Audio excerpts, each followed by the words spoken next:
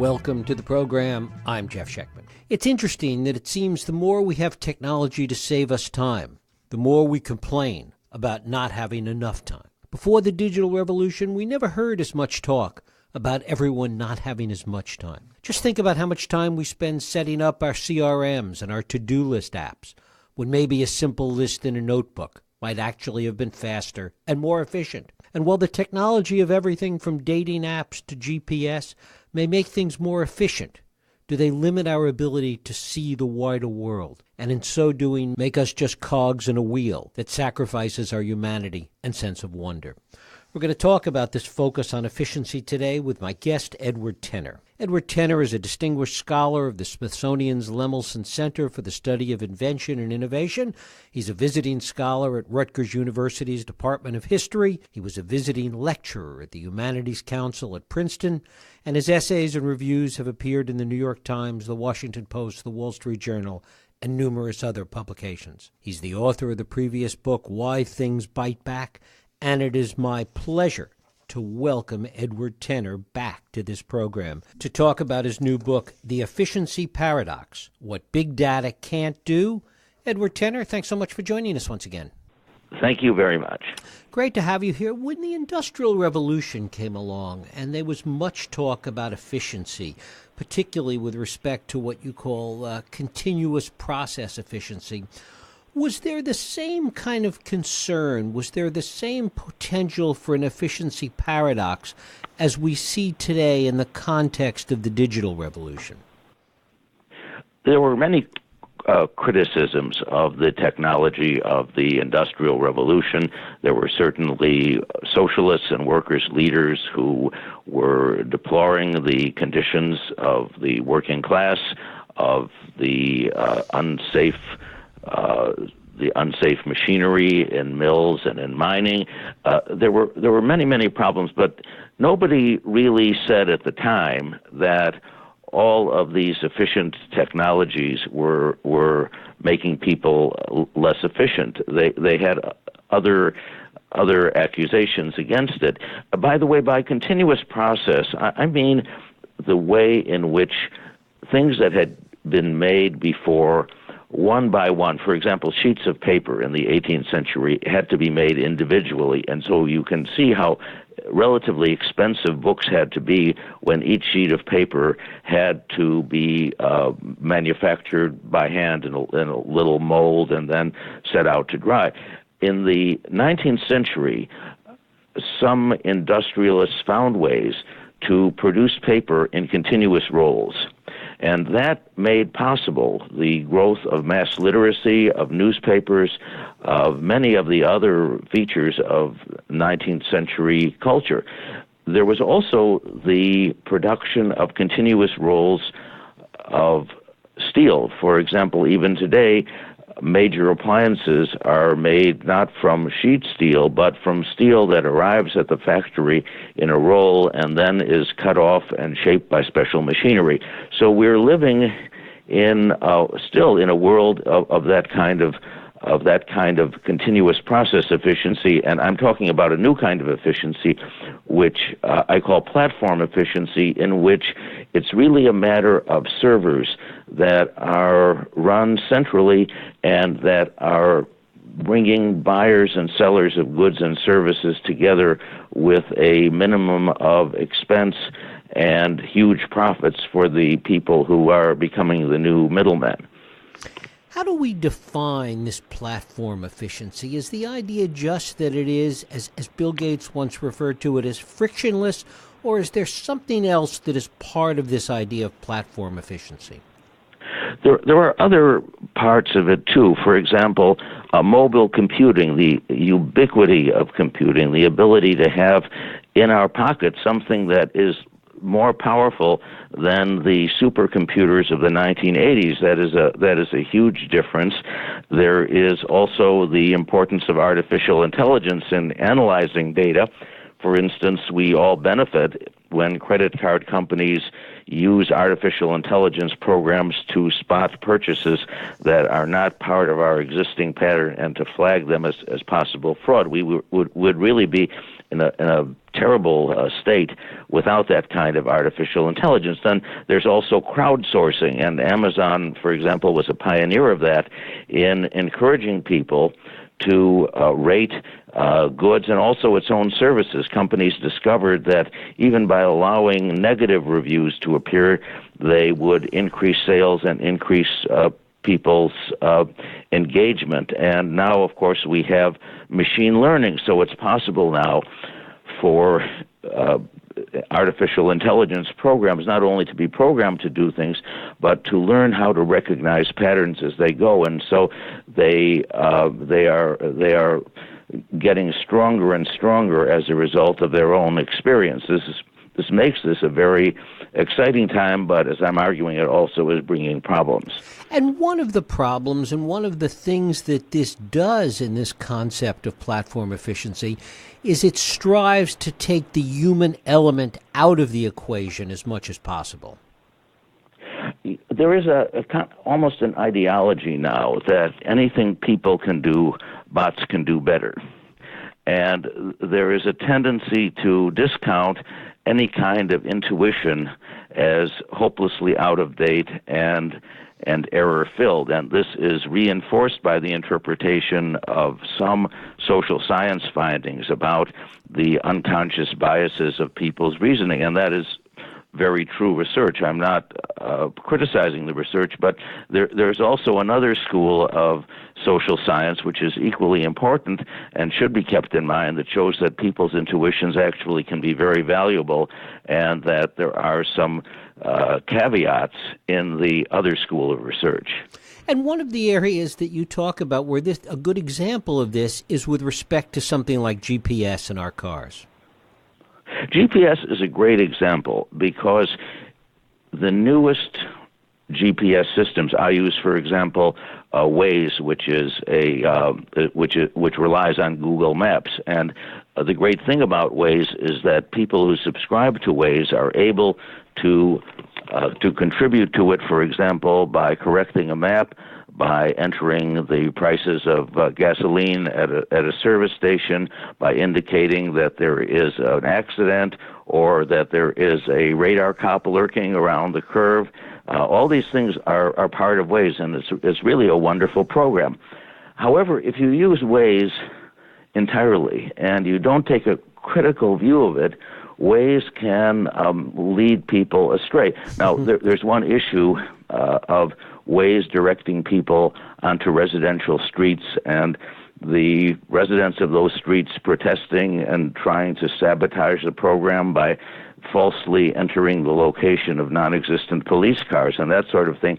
Some communities have even posted signs closing their streets to non-residents. So that's a big issue, but that's not really the one that I discovered. I joined Waze actually because I was really fascinated by this controversy, and I decided that the only way to really evaluate it is to become a participant observer, which I have been. And one of the fascinating things about Waze is that very often it really does, in fact, usually, it finds the quickest way between 2 points. It showed me, for example, a series of back roads that led to my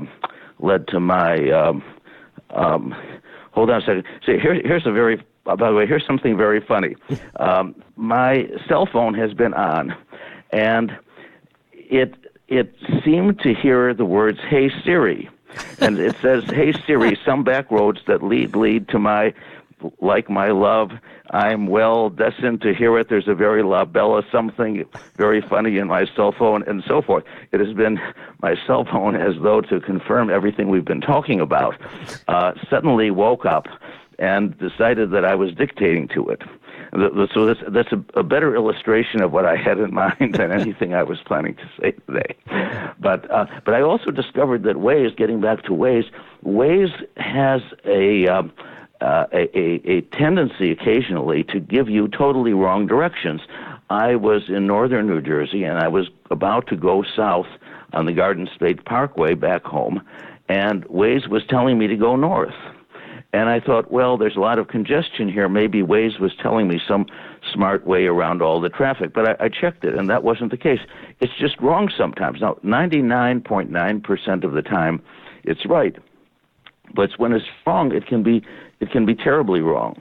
So that's why I use paper maps in addition to, and I check my route on the paper map, and the paper map gives me a sense of the entire terrain. It gives me a sense of what kinds of landscapes I'll be going through, what landmarks to look for, what places I might want to stop at. So I argue in the efficiency paradox that the two really are complementary, the analog and the digital, that each is really very good for something, but you don't want to use it for what it's not good for, and above all, that the efficient electronic means occasionally has some kind of glitch, and if you don't use your common sense, then you're going to suffer for it.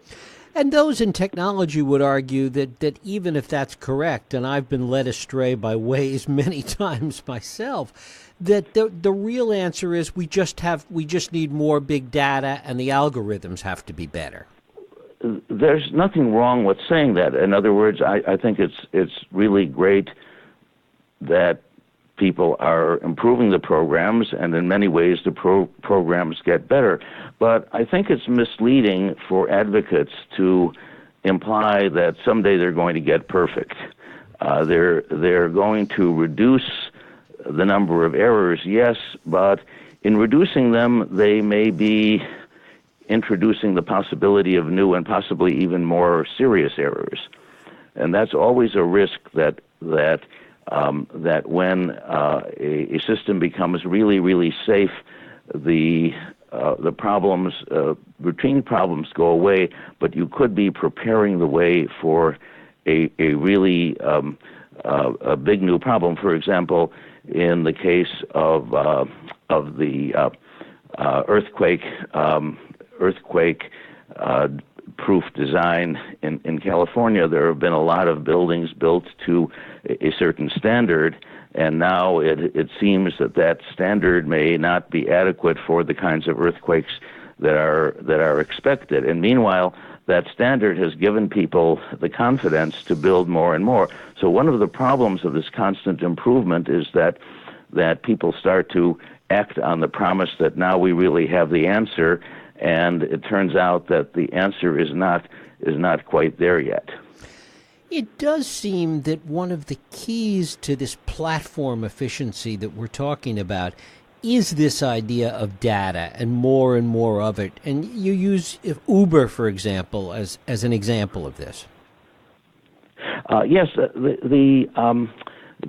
is a lot that analysis of data can do. In fact, I mentioned in the book that Uber has a value in real terms of a multiple of the Pennsylvania Railroad in 1900 or so, even though it has very few material assets, and the Pennsylvania Railroad had thousands of miles of track, 1,000 locomotives, thousands of cars, and some of the most valuable real estate in the country.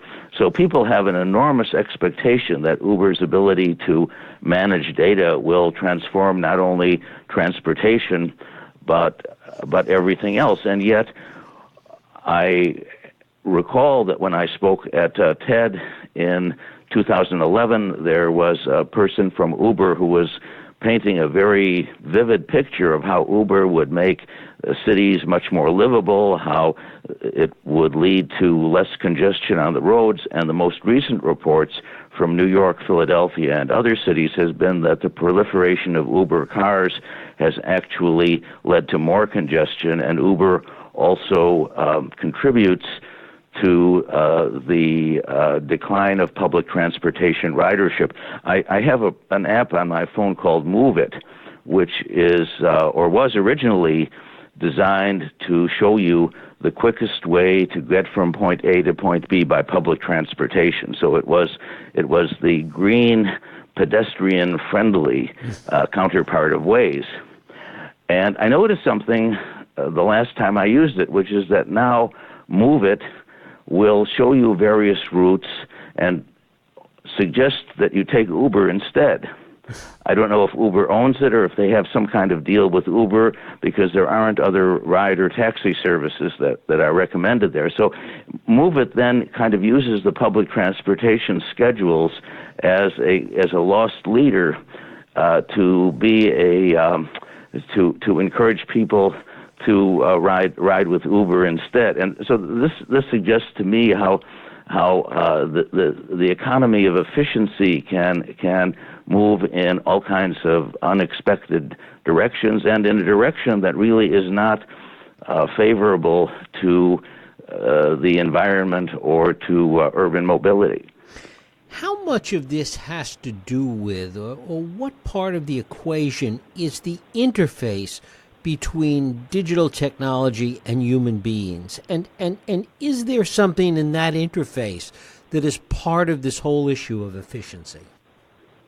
There definitely is. The interface is really designed in a lot of ways to help nudge and shape behavior, as the example of Move It shows. So when you use an app, the app is kind of guiding you in certain directions, and there are user interface designers. I've spoken to a user interface group who are extremely adept in finding what is really easiest for people to use. However, showing people what is easiest is not necessarily the same as showing them what's going to be most interesting. And one of the points that I make is that this ease of use can very easily lead us to overlook all of the positive sides of losing our way a little bit once in a while, that we sometimes discover things because we take a wrong turn.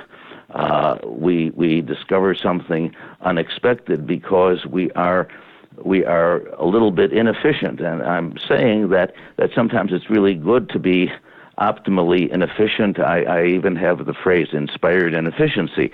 That is, there's nothing wrong with efficiency. It's really very good most of the time, but every once in a while you need to break out of that, and you need to have something unexpected and accidental, and those surprises are often have the biggest payoffs. Beyond the GPS, dating apps seem like a good example of that.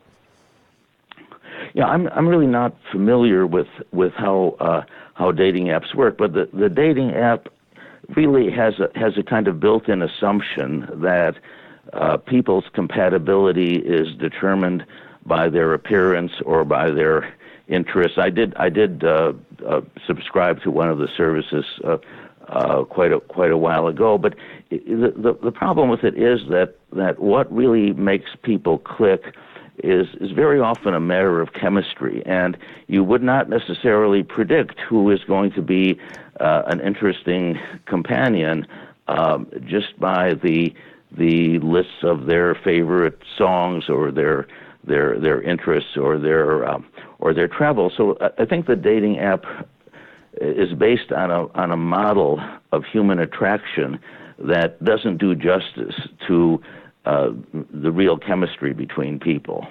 Yeah, I mean, it's based, I suppose, on the same assumptions that Google or Netflix take into account when they try to tell us what we're going to be interested in with respect to books or movies.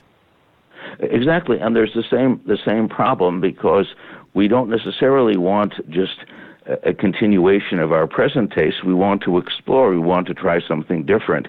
And the problem with big data and machine learning is that they're very good at successfully recognizing and using established patterns, but they're not very good at suggesting what would be a creative way to break out of those patterns, to do something that would be more rewarding than the groove you've been in. I've seen this in publishing. I worked in publishing, and one of the fascinating things about publishing is how many of the really important and successful books, because they violated a lot of the principles and rules that editors had learned for what makes a successful book, originally were turned down by many publishers. For example, Harry Potter was one of the biggest franchises in the history of literature. 20 publishers turned that down because it wasn't artificial intelligence, this was the conventional wisdom of editors that this book, first book in the series, was going to go nowhere. The book that's often considered the greatest American novel, Moby Dick, was a critical failure at first. The critics could really not understand what Herman Melville had been doing. Where were the great books that he had written before? It was a really, really strange thing, and it took a while for people to see what a great book it was. So the machine learning and artificial intelligence have a lot of the same problems as conventional decision making by professionals. That they're very good at following what has been successful in the past, but they're not necessarily terribly good at recognizing creative possibilities. And that recognition can't really be efficient. It has to be wasteful, because most of the time when you're trying something really new, it flops.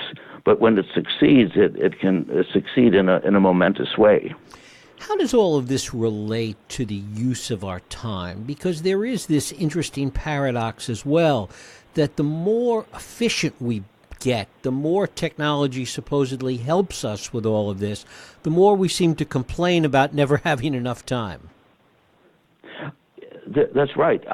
One of the paradoxes is that the time-saving technology indirectly can create new needs to use time, new demands. So you're keeping a schedule, but there are also all kinds of reminders that pop up, and it's very possible to lose yourself in all of the details that are concerned about maintaining this system for time management. And do you see that continuing? What role do you see data and this supposed quest for efficiency playing in that as it relates to how we use our time? Well, one of the most interesting examples that I found was in healthcare. The medical authorities for at least a century and a half have been trying to systematize medical data to improve outcomes, gathering information on medical treatments, classifying them, and then analyzing which treatments work.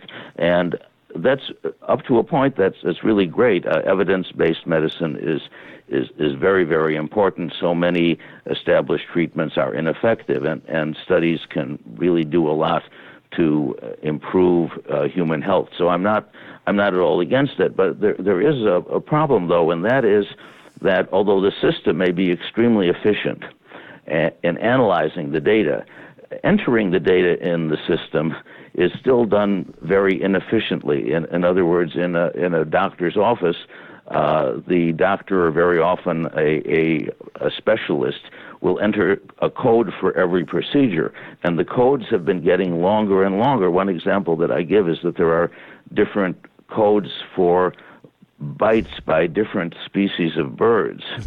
So I think there's a separate code for a bite from an Amazon parrot and a macaw. And I joke that in the future maybe there will be other classifications. For example, was it a blue and gold macaw, a Sphinx's macaw, a hyacinth blue macaw? So doctors are now spending many hours gathering that information, supposedly to improve healthcare. And while they're gathering it, they can't pay attention to and listen to their patients as much as they would like to. So to me, that just shows how the pursuit of efficiency through big data can actually make people less efficient at what they do, because they have to be feeding the data into the machine.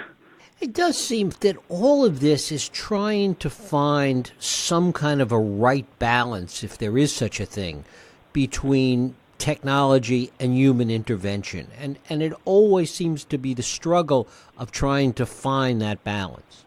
Yes, I suggest in the book that the digital and the analog, machine learning and human intuition, really complement each other. I give the example of a trip that I took, and I had printed maps, and I also had Waze. And the printed map showed me an overview of the terrain that Waze just couldn't do. On the other hand, if I'd relied entirely on printed maps, I was looking for a restaurant in the western suburbs of Washington on my way back from Western Virginia to New Jersey. And if I had relied on conventional maps, in all those little streets and the way they intersect with arterial streets and the internet, and the interstates, then I would have been, I might very well have gotten into an accident trying to read the maps, and Waze guided me very accurately, turn by turn. So to me, that trip showed that the two really are in balance, that you use each one for what it's good for. I also use a lot of online newspaper and magazine articles, but I also value the analog layout of a printed newspaper. It really summarizes the information in a way that I have not seen any web-only publication do, and yet I rely a lot on the web and on web-only content. So I see the two as mutually reinforcing. And I wonder finally if this is generational, if 2 generations from now we'll have eliminated paper maps completely or eliminated paper newspapers completely. Well, people were predicting that, and people always make assumptions based on extrapolating whatever the trend happens to be at the moment. People have predicted that there would be no more Native American cultures. People have predicted that religion would be on its way out and we would be a completely secular society. So people very often act as though they were protesting against all those predictions and saying, not on my watch, it won't. And also, new generations are often rebelling against the predictions of the last generation, and they sometimes turn defiantly to the old. I mean, think, for example, of a generation for whom all kinds of artificial foods and food additives were the future, and these old-fashioned organic farmers were really on their way out. And yet we've had a real, although technology continues to develop, there is a very powerful counter movement in favor of a natural and organic food. So to me as a historian, it's really very myopic to say that what seems to be a trend now is going to just go on and on and on in the future. Jeff Bezos at Amazon was predicting, for example, that printed books were going to be on their way out, that publishers as we know them would not be needed because he believed everybody would be publishing through Amazon and eliminating these intermediaries. And actually, the proportion of books sold in print has gone back up, right, and the proportion of e-books has gone down. So it's very dangerous to believe that any observed trend is just going to go on forever. Edward Tenner, his book is The Efficiency Paradox, What Big Data Can't Do. It's just out from Knopf. Edward, I thank you so much for spending time with us. Well, thank you so much, Jeff.